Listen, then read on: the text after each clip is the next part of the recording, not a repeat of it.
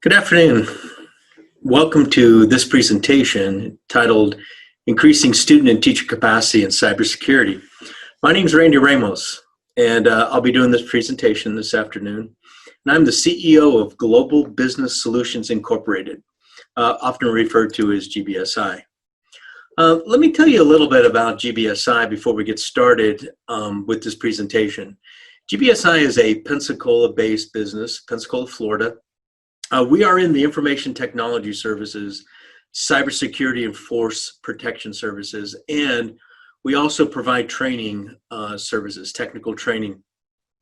Primarily these services we do for the federal government. So as a government contractor, we're performing IT and cybersecurity services. So for example, protecting our military networks. We provide training services to our Navy and Marine Corps services, helping to develop the cybersecurity warriors, if you will, of the future. We also, as a government contractor, get to do a really neat thing, and that's what we call military credentialing. That's where a person within the military, as they're going through their career and their workforce career pathway, that they can earn licensing and certifications as part of that military career. And what's really nice about that is as they transition from their military career to the civilian career, they get to take that licensing and certification with them as they prepare for work outside of their military career. So that's really a neat thing that we're able to do. Also in the Panhandle of Florida, we have local partnerships, and most of these partnerships all are around either workforce development, working with academia. We have the University of West Florida and Pensacola State College as state college and universities in the Escambia County, Santa Rosa County area of Northwest Florida. So we're engaged with those organizations, working with our school systems, working with academia, working with industry in terms of development of workforce, if you will, for the job market area in the Pensacola area. And that's really how we really got involved, first of all, in workforce development. So looking at this story of how we got engaged with secondary and post-secondary education and cybersecurity workforce development, we saw what was coming. Again, we're an employer of IT and cybersecurity professionals. So long before the people started talking about, there's a lot of disruption going on in the cyberspace, companies starting to feel the pressure in terms of professionals to satisfy the workforce requirements. We felt that as an employer that we needed to somehow get engaged in the workforce development of cybersecurity professionals. So as an industry partner, recognizing that as an issue, we jumped in with both feet to try to solve this problem. We also saw the opportunity, as for example, Forbes magazine reported that there would be a workforce shortage in cybersecurity over the next 3, 5, and 10 years. We saw that as an opportunity of being able to get engaged to build a workforce. So we started looking in our community, getting engaged. We also recognized that looking at public education, that there were some issues. We knew that there were teacher shortages, and the more technical the content is that in terms of qualified teachers, I mean, we love teachers. I mean, teachers are special type people. They're really concerned about their student population and the success of their student population. And they'll do anything, to help with developing their skill set as well as developing the student's skill set in order to build that workforce. But we recognize the fact that we're teacher shortages. We also knew the barriers to education. As you look at the online learning model, we're an education company, so we saw that the online learning model unfortunately puts the burden of learning on the student. And we wanted to bring that back to the teacher and to the school as the burden of education being on the teacher or the instructor resource We knew those barriers. We knew transportation was an issue. We knew daycare services, the whole learning ecosystem evolving, all this was going on. And we as an industry partner, putting GBSI in the sentence of how could we improve teacher professional development? How could we be engaged in increasing employability of graduates? How could we get industry engaged in the learning system? And we took that on as GBSI. How could GBSI do these things and be engaged? As a government contractor, we also recognize that the Department of Defense, real similar, was looking at transforming its education model, looking at delivering training to the sailor or to the Marine or to the airman, at the right time, at the right place. How could they distribute that classroom experience? We all know the classroom experience, that face-to-face, is the best learning model, but it's expensive. Trying to get the learner and the educator together simultaneously at the same place, unless you're using some sort of distributed model, that we could connect classrooms, workstations, learning devices, connecting people together, taking advantage of what the online learning model gave us in terms of tools that we could record, that we could play back, that we could host training, that we could do retention and those kind of things. So all of this was going on back in this 2012 timeframe, and we were engaged with that. So again, looking at us being an employer of cybersecurity professionals, we started to put together this 5-year workforce strategy of how we could engage industry, academic, and government. This is something that everyone was talking about. We still continue about today. Is that how do you actively engage industry in the education system, government in the education system, academia, in the whole workforce pipeline, whether it's going from secondary to post-secondary. How do we do that? How do we make that easier? How do we make it easier for a mentor or a coach to get into the classroom? That's what we were looking at. And being engaged in cybersecurity, we also were looking at, well, how do we promote cultural awareness, community awareness? And we started working on models at a Cyber Saturday. We would bring industry together, and we would promote workshops, afternoon sessions, started collaborating. How could we inspire students, not only in STEM careers, but cybersecurity careers? So in the Panhandle of Florida, one thing that we thought we would start looking at it, looking at the big rocks, is that we wanted to get our university systems engaged. And so the University of West Florida, we got them engaged, and they became a cybersecurity center of excellence. So we've got kind of like that 4-year plan. Pensacola State College, we went down to the Department of Education in Tallahassee and got them approved with a 4-year degree program. So while we had our state college and our state university system engaged and working in towards degree programs, we decided that, okay, so we could step down into secondary education, and Pine Forest High School was our model, that we could step down there and start working with secondary education and building, we kind of looked at what could that workforce strategy be, and better preparing a student to move on into the career workforce, but also then the workforce pipeline into our college and university system. And while we were looking at that, we also decided, hey, you know what, maybe we can look at the middle school and building out that workforce pipeline that would prepare a better student at the middle school level for a high school cybersecurity career academy. We also tossed this out. We thought, you know what?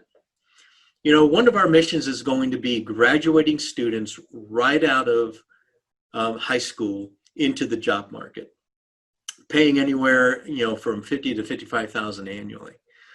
Needless to say, eyebrows raised, but at the same time, ears were listening as we set that as a goal or as a mission. So one of the things that we knew we needed to do was to start talking, asking questions, start communicating. Start communicating with teachers, with parents, with organizations, within the school system, with workforce development, economic development. We were doing that as an industry partner in those partnerships that we had talked about before. But we just started asking a lot of questions, and so when we started communicating with teachers, teachers wanted strong professional development, and again, they wanted success for their students. Parents, when we do career nights, Parents, they want their children to be successful. When we started talking to superintendents, administrators, principals, they were looking at, well, how are we going to pay for this? Where does the funding come from? Is there grants that we could do? And so again, start talking to grant writers, about, looking at ways that we could bring resources in, matching grants. Colleges and universities, when we talk about certifications, they were looking at articulation. Can we articulate certifications on into, credit towards a degree program? And of course, as we looked at from a company standpoint, getting engaged with both feet here, we started looking at our own internal resources, just what kind of commitment was this going to be? That we get commitment from our vendors and suppliers in terms of technology, looking at the curriculum and building out these resources. It was a large undertaking. So communication is key, as we said before.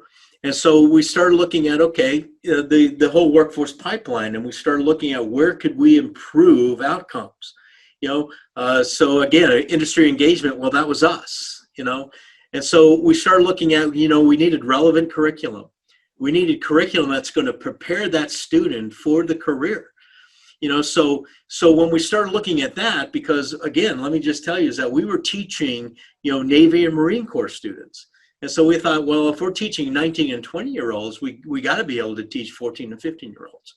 And so we, again, looking at that curriculum, and a lot of the curriculum that was available at the time was just certification test prep. But we needed to take that curriculum that was certification prep and start building, schedules and teaching schedules and pathway schedules around that, building out the curriculum, quizzes and things like that. So again, I'm getting a little bit ahead of myself here. But we also needed to get the tools of the trade to the students, working with the tools and the software and the products that would allow them to build knowledge, skills, and abilities and capabilities around, what the tools and the products that we're using in industry. Again, strong teacher professional development. We also wanted to look at building out career extracurricular activities. And then just engaging that pipeline, so that we knew that curiosity down at the elementary school level would develop towards preparation and qualification at the middle school level that would also then prepare those students for the high school career academy, and then graduating out of that career academy, into the workforce. And I can tell you today is that we are graduating students today, out of high school into the workforce, where the employer is actually paying for these students to go to work, and then also paying for their college, and their career. So the whole internship program and all that, it is all working along this pipeline pathway. There were 4 areas that we saw that we could be impactful or disruptive, if you will. And of course, curriculum being one of them, the whole relevancy around that, preparing for employment, and the curriculum that it adhered to workforce standards and things like that. So curriculum, labs, certification test prep, we knew all of that being within that bundle. But at the same time, we knew as we talked to, again, communication and talking to teachers, the IT department, that's the one that's really is a standout for me, is that the IT department basically was telling us that, we're overwhelmed. We're doing a lot just to keep up with the current technology, maintaining, the computer devices that are in the classroom now, supporting other curriculums, is that, bringing in, server technology, bringing in virtual technology, bringing in, even these tools, and even, looking at, the thought of putting malware or something like that on a network was just not, well received, let's just say. So we thought, well, we're an IT company, we know this stuff. So if we could build a cloud-based model, so the student just has to have a Chromebook, that they connect through a web browser and get to the curriculum, get to the tools, get to the certification test prep, get to all of these, all of these products and services that are needed in order to help that student develop their skill sets. Well, we could just cloud-base that and have those learning resources available 24/7 for that matter.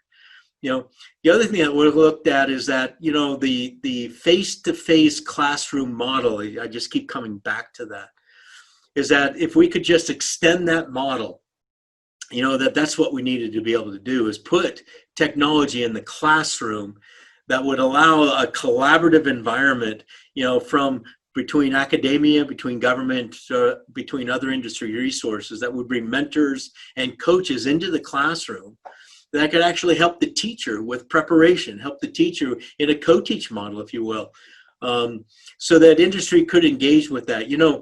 When we look at today in the classroom models, that industry, loves to get involved with education. But it's hard, to be in a classroom at one side of town and to drive over to the other side of town to try to be in that classroom. But we all know in a virtual distributed environment, we can be anywhere, anytime. It's just coming into the classroom at the appropriate time to engage with students in again, a distributed learning model. And then again, instructional services that we co-teaching with the teacher, in order to bring their skill sets up so that they could be teaching on their own, when the time is right. So we did that. We built out this collaborative learning model, and I love this slide right here because it just brings everything together in a cloud managed service environment. It's what we talk about. It is technology as you look at it today. So it's a very disruptive model from that standpoint. It disrupts the current, learning model. And that, these three components of it is it's distributed technology that connects it all together, connects classrooms, devices, and resources. It's the cloud-based platform where everything is hosted.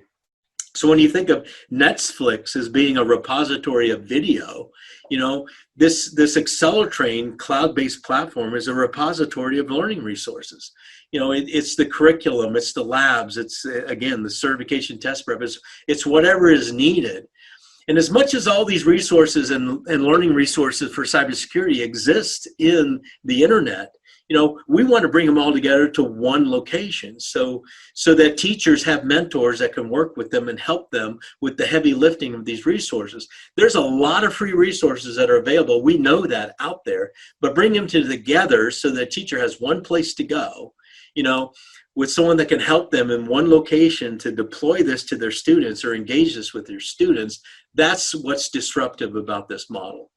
And then the resource access, of course, that's the people, that I keep looking at. It's bringing the mentors, the coaches, and everyone that's needed into the classroom.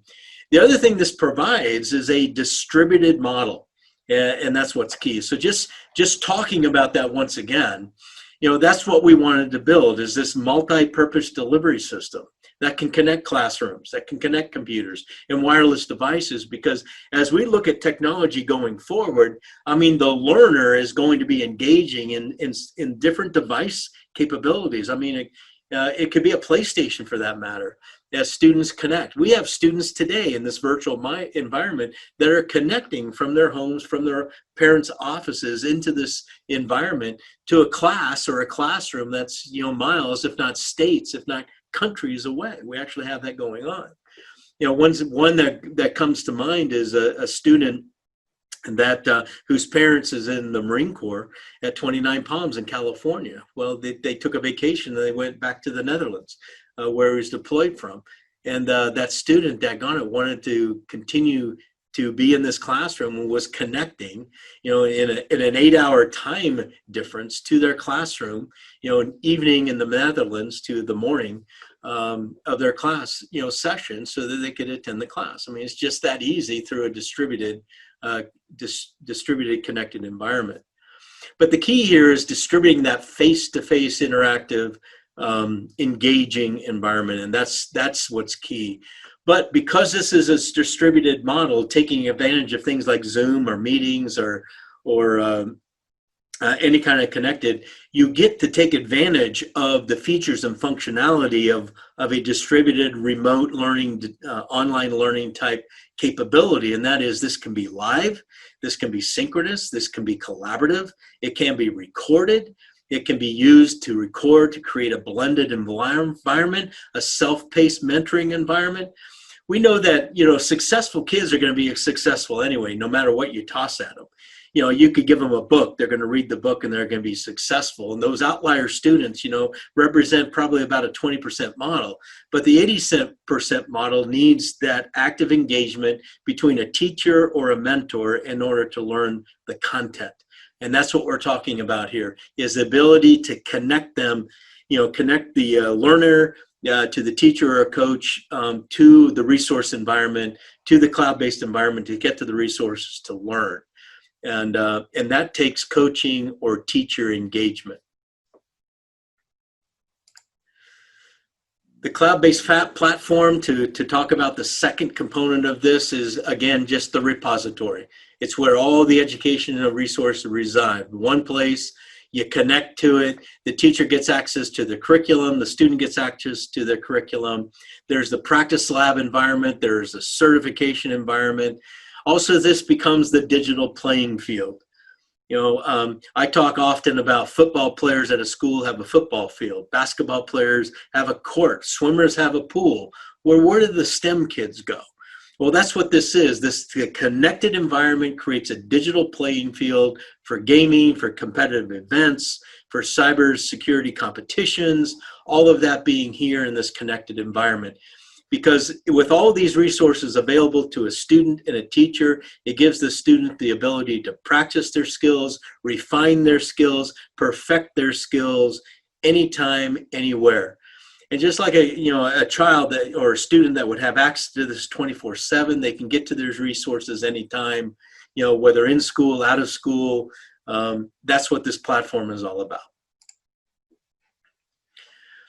Just to talk a little bit more about the curriculum resources, one of the things that we knew is that we needed compliance with national standards, DoD standards. Again, as an employer of cybersecurity and IT professionals, there's a Department of Defense requirement called the 8140, which is the cybersecurity workforce development program. And we needed to be compliant with that, so that these students, if they decide to take on a government career or a career with a government contractor, or even go on to the military, that the curriculum and the certifications adhere to that. The National Initiative for Cybersecurity Education, what we're talking about here under NICE, whether it's NICE secondary or post-secondary, that we're adhering to those compliances and standards. I want to share about a couple of things also with you: the Next Generation Science Standard, to the Sunshine Standard, which is under Florida. We are in Florida, so there are some things that are unique to Florida to share with you. First of all, we are compliant to the state of Florida, state of Georgia, state of Texas, state of Alabama, and the state of California IT cybersecurity education frameworks and standards. So from an auditability standpoint, this curriculum is all laid out, all compliant. It's been mapped to the compliancy of those various state standards. So it's an auditable set of curriculum from that standpoint. What's neat about the state of Florida also is that we have what's called the CAPE funding stream. So under CAPE, which is an act that reimburses schools for certifications. I think Texas has a similar program that a student takes the certification test. In the state of Florida, the state gives back to the school district a stipend for that. That money typically is split, and 50% goes to the school to continue the program, and then the teacher actually gets an incentive from that for the student that's been successful in their class. It's a wonderful lockstep from that standpoint of incentivizing and growing programs that have certifications in the state of Florida.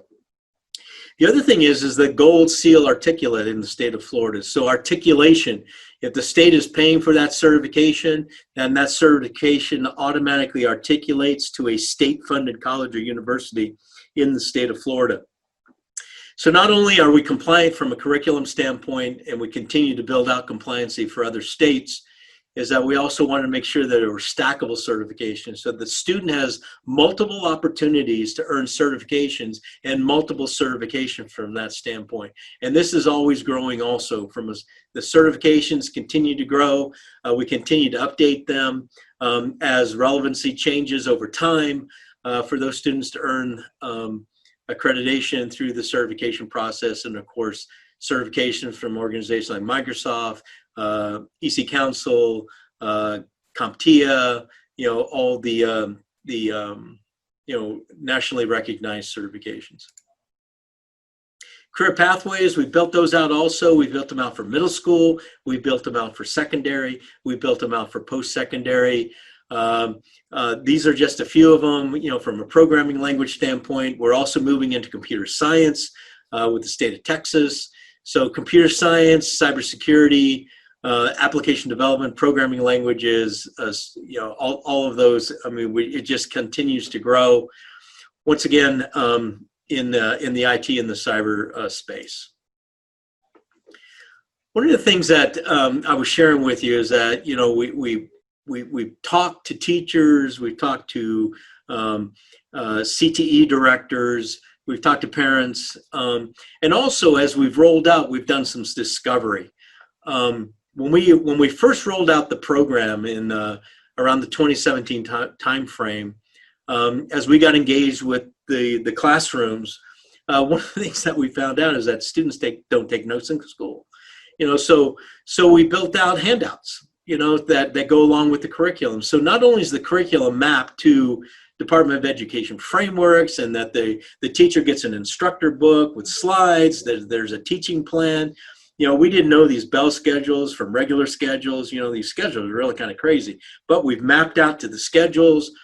We provide handouts to the students so that they can fill in handouts and their study notes, that all of this becomes a compendium that helps them in preparing for quizzes, mid-year midterm exams, the certification test also. So it becomes this packet, if you will, as the resources built out, because we also know that students need to pass the course, not necessarily achieve certification. I mean, some states we know that you got to pass the class. And so, again, looking at it from that standpoint also. And then the third component here is the resource access.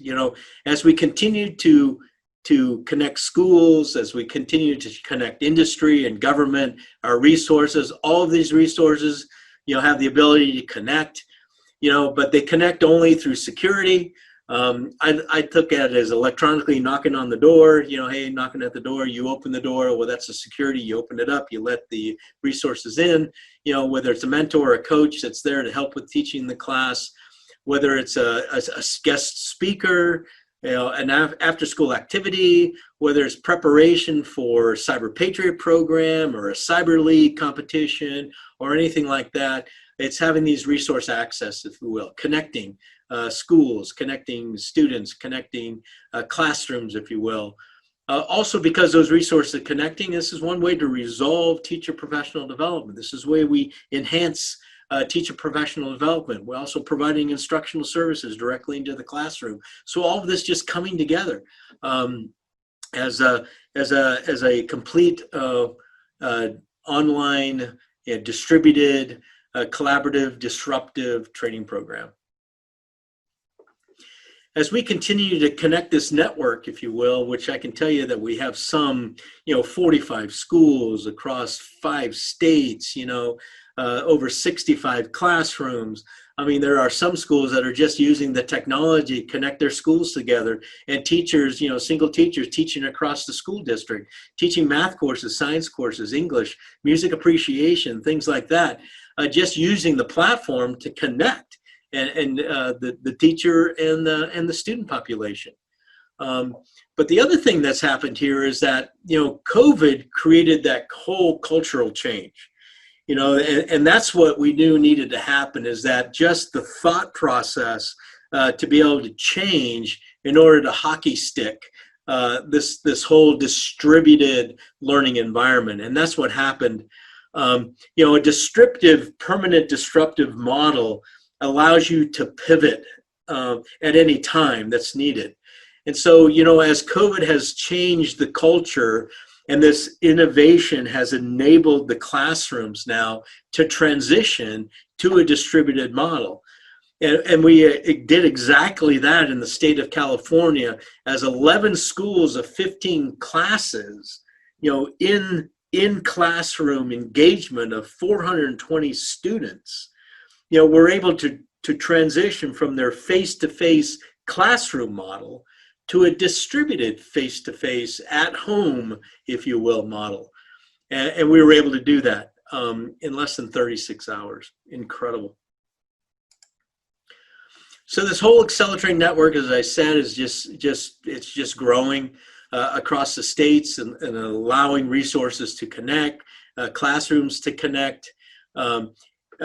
University, and now in your local area, universities and colleges that can connect for dual enrollment into your classroom. So that workforce pipeline just is engaging and growing in that model. I also want to share with you some updates that we see that have happened. Again, knowing that we started this, drew a line in the sand, if you will, in about the 2017 timeframe. As we're now graduating students out of Pine Forest High School. When we first started this, I mean, just like with any program that's new, Pine Forest High School in a competition, we lost, 50-0, 25-0, just like T-ball, when you first start out in T-ball, But I'm proud to say is that last year they actually won the state championship for Cyber Patriot. And that's a progressive learning right there.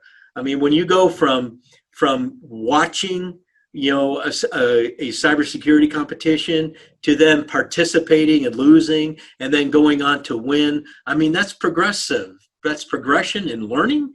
That's progression in workforce development, in the whole workforce pipeline model. I also want to report that, we see an increase in minority and female participation. That's increasing. Grant funding opportunities, internships, scholarship opportunities, all of this is increasing. We're also seeing increase in certification test pass rates. And of course, the whole, logic, model behind this presentation, and that is increasing student and teacher capacity. This is the way you do it.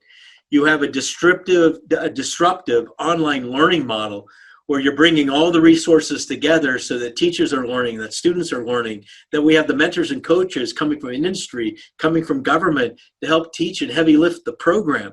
That with the curriculum there, that we can teach it, with instructional services, that we can co-teach with the teacher. The teacher can start teaching something that they're very comfortable with, and then away they go. They totally obsolete us out of the classroom, and they're able to teach as we move on to the next hurdle in learning, the next, advanced topic educational model in the whole workforce pipeline.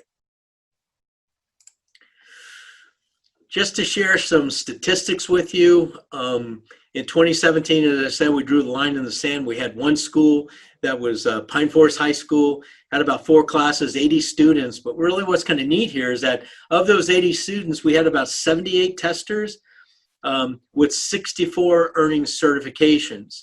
Just jumping to 2018, a significant increase as we went into more schools, more classes, but 371 students participating in the program. 260 took the test. That's basically teacher approval to take the test, of which 205 certified. And I want to let you know about 70 of those students in 2018 were ESL students in California. English as a second language. So we were directly starting to address comprehension was one of the hurdles there. And, I can just share story after story with you about this. Of course, 2019, moving along as we move from 2019, that school year into 2020 with COVID hitting and a lot of schools abandoning education. I mean, just throwing in the towel. It was a struggle just lifting education in general. But we had schools transition. We had 750 students. And as we went into this school year, we thought we would be flat with students. We didn't know if we would get schools coming back. We did lose some schools, but we also had increase in schools with hitting close to 1,000 students participating in the program. Just incredible participation there. One of the things I want to do right now is I want to go ahead and transition. I'm going to go ahead and log on and show you what the curriculum or the cloud-based resource platform looks like. We're going to go ahead and connect to the platform so I can just show you what teachers and students see in that environment. So I thought before we go on to the demo that maybe we'd pause right here for some Q&A. And then I'm going to pass the baton to Steve Samaha, GBSI's curriculum manager, and he'll demonstrate the cloud-based AccelerTrain platform. Okay, Randy, thank you for the introduction. We're going to go over the content, show you a little bit about what the package is for AccelerTrain, what resources we have for teachers and for the students. So let's start with looking at our Connect site. So we have a cloud portal that contains all of our content as far as the actual student content, the teacher content, and we've separated them. So what you see here on our connect.accelertrain.com site is all of our courses. We have 6 years of courses from 7th grade all the way to 12th grade.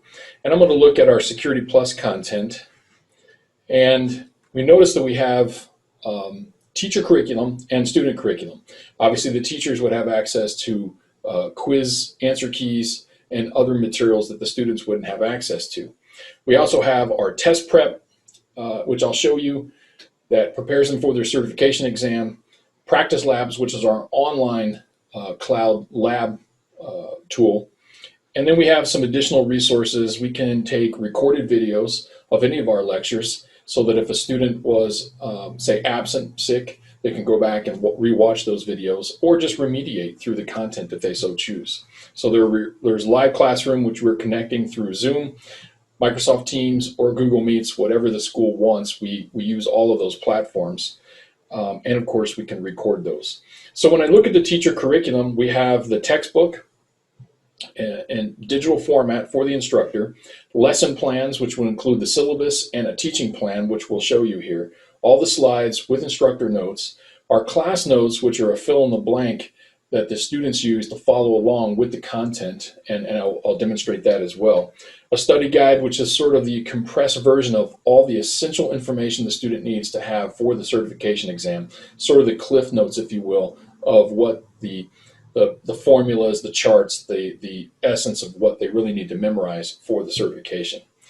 And then we have any other additional material in here that, depending on the course content, there may be specific information related to, say, a Linux operating system or Python programming skills that in some of the courses that we teach, we put that additional curriculum in that location. So the students have similar, it's mapped out by modules, but they're not going to have the answer keys and some of the other pertinent content. So this location here is sort of the repository for all of the course content.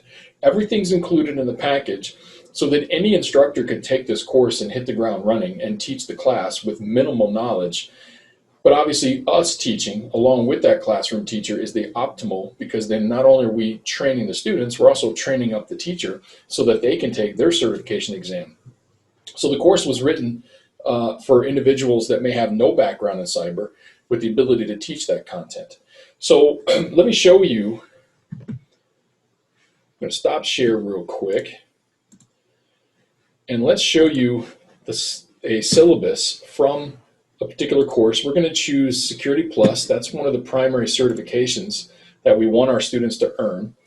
And this is one of the syllabus. We've mapped the syllabus to all of the state framework standards, as well as the terminal objectives from the certification exam. And we have other things like next generation science standards and any state or local requirements that are mandatory for a course. We would map our content to that. So in this case, we're going to look at Module 11, which talks about business continuity. And this particular module has 2 lessons. The lessons has enabling objectives, and then we have terminal objectives, which are from the actual certification exam.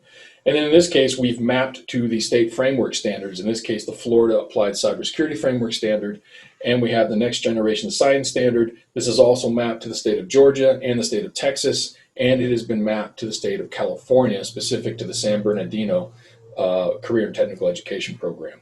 So all of that is mapped in our syllabus, and it tells you exactly what this module is and what the objectives are for the module. And any supplemental material, in this case, we get some additional videos that go along with the course content that students can use. And so there's 2 lessons in this particular module, and we've laid out what the labs are for the module as well. So that maps to the textbook. We then have a teaching plan, and notice for this module, it's a very short module. There's only 2 lessons, and we've mapped out a pacing guide for instructors. Now, we recognize everybody has a different teaching style, but generally speaking, from our experience, I can teach lesson 1 in about a 15-minute lecture. I can give the students some review questions as a quick activity. Lesson 2 is also about 15 minutes of lecture. And then we have 2 additional activities. So depending on whether this was a 50-minute course or a 90-minute class, this particular module maps perfectly for a 90-minute class, but we could break it up into 2 50-minute sessions. And so we have this exam compass is a quiz that reviews the course content. Quiz number 20 here takes about 20 minutes to complete and would have questions that would relate specifically to the topic of business continuity. We also have a practice lab, which we'll show you as our online lab environment.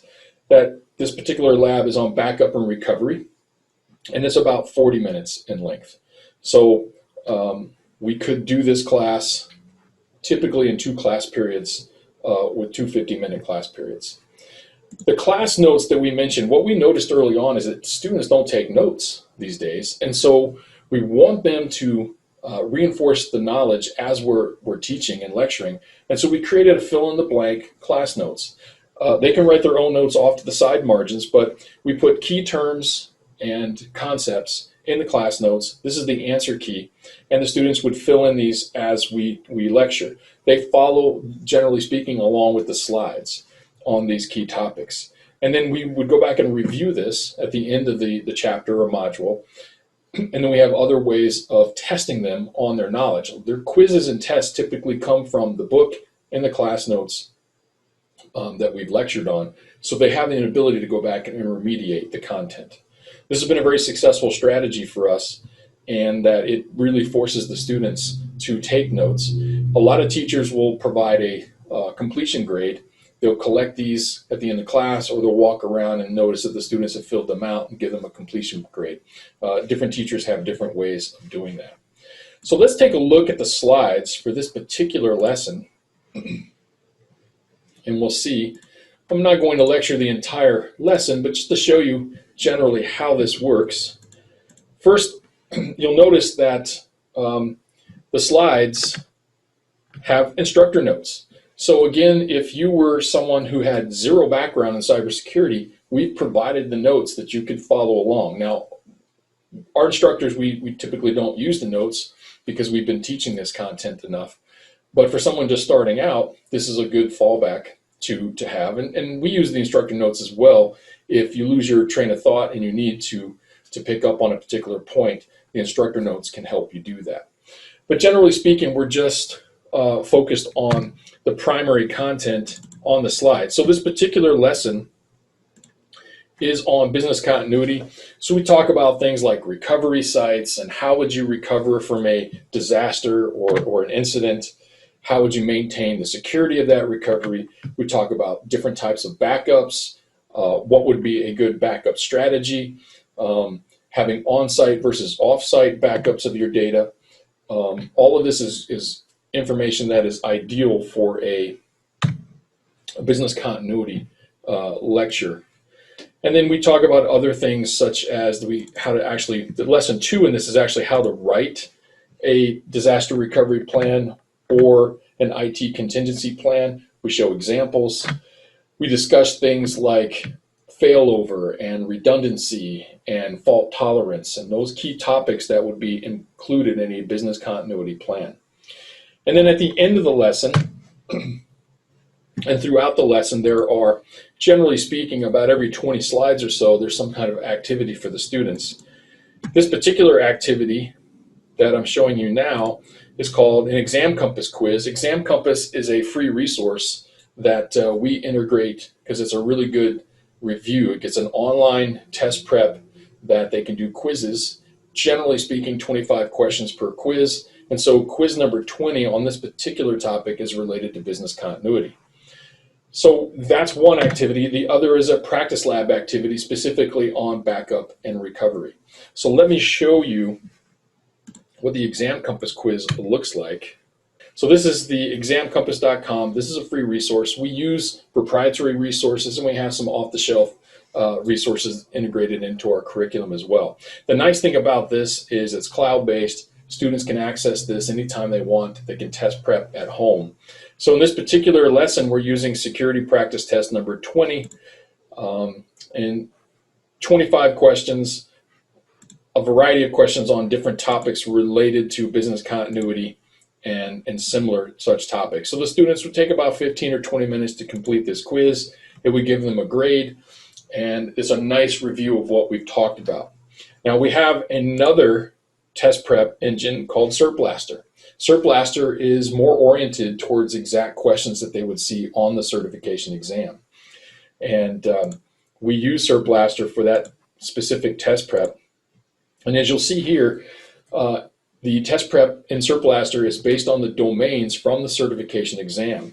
So if I was going to, for example, focus on risk management, 20 questions, let's say, start my test, and then it's going to give us a series of test questions that we can go through. Now, if you get a question wrong, this particular is only 20 questions, it'll bring up the questions you got wrong, it'll give you the answers, you can review them, and then you can do a customized test of all those questions you got wrong and review them. So we typically use CertBlaster for more detailed test prep of our students. We're integrating test prep throughout the course because we want them to pass the certification exam. So that's another resource that we do in activities. And then we have practice labs. So practice labs is our online cloud lab activity. These labs are mapped to the certification exam. So we're going to choose again Security Plus. We're going to look at backup and recovery. This was the lab that we demonstrated was connected to this particular chapter on business continuity. This particular cloud-based lab is a very step-by-step instruction on skill set building. So a lot of the certification exams will have simulation questions in which they have to do things like configure a firewall, or in this case, set up a backup and recovery server for Windows. So these are skill sets that would actually help them obtain a job. And practice labs is assuming the student has little to no knowledge of this subject, and so it's going to start them out with a very step-by-step process. This is all virtual machines, and so in here we're going to first turn on our virtual machine. It's going to load up. Some of these labs have 4, 5, 6 virtual machines, some running Windows, some running Linux, some are servers, some are individual workstations, and so the student's getting the ability to actually go in and play in this environment.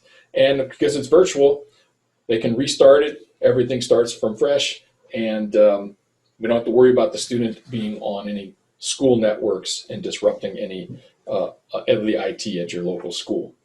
So in this case, we're going to follow very quickly the steps. So it's telling us to go to the Tools section here and click on Tools.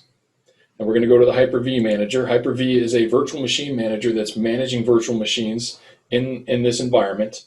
And we're going to, it's telling us if we scroll down, to find this particular workstation, and we're going to choose Settings. So I'm going to right-click on it, choose Settings. So again, in Practice Labs, I'm doing step-by-step as it's instructing me to. Now we're going to find the ID controller 0 here, and it's asking us to add a hard drive, so we're going to do that. And then we're going to go through this process of configuring a hard drive and creating a virtual hard disk to set up a backup and recovery server. So we're basically teaching the students how to back up files so that they can be recovered if one of the servers crashed. This is a basic skill set in IT, and they get to walk through it. They can go back through this lab as many times as they want, And it maps perfectly with the lesson that we just taught on backup and recovery and continuity.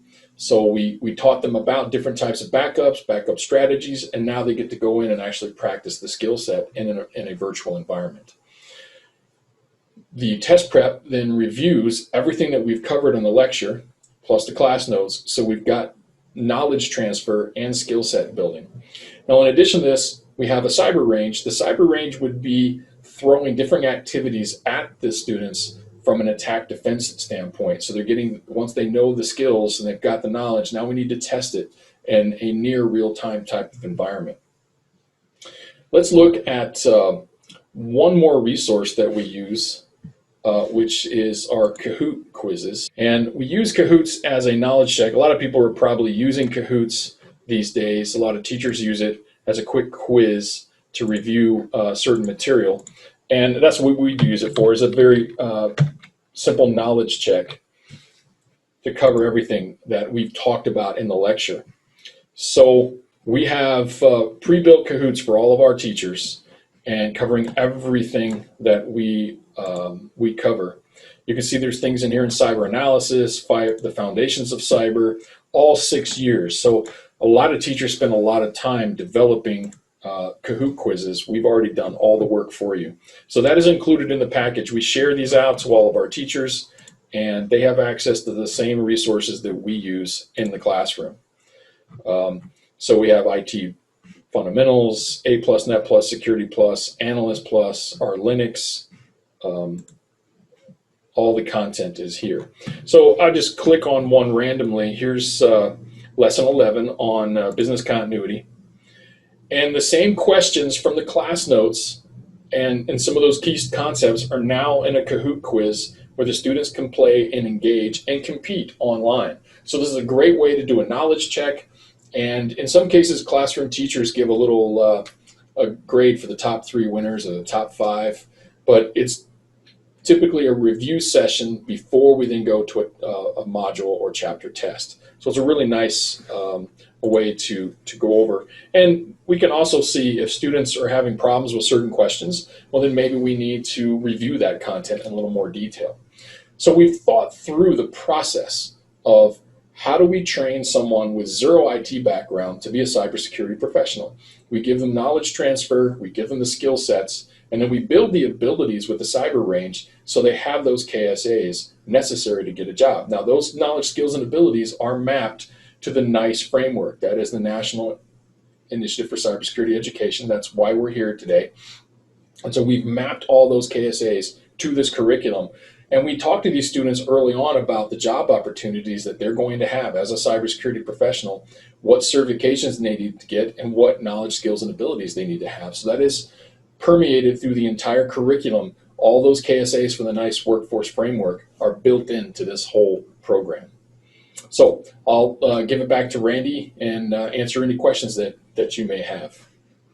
Thank you very much. Thank you so much for attending our presentation on increasing student and teacher capacity in cybersecurity. If you have any additional questions for me or Steve, we'd like to take them at this time. Of course, as we come up to the hour, thank you so much for attending, and we look forward to engaging with you during the rest of the conference.